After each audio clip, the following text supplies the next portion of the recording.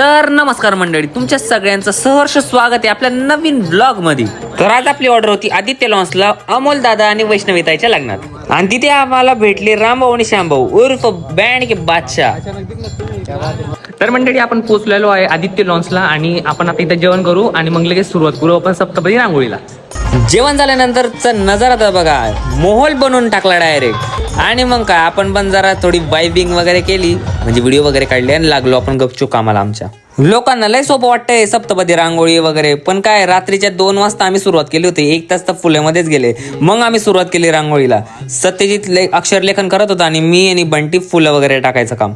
आणि काय रात्रीचे 3-4 वाजून गेले तरी पण आमचं काम काही संपतच नव्हतं। आणि मग म्हटलं जरा रांगोळी वगैरेचं पण आपण मस्तपैकी डेकोरेशन करू, आणि मग जाऊन कुठं फायनली आमची 5:30 वाजता ही रांगोळी कंप्लीट झाली। ही रांगोळी कशी वाटते कमेंटमध्ये तर नक्कीच सांगा।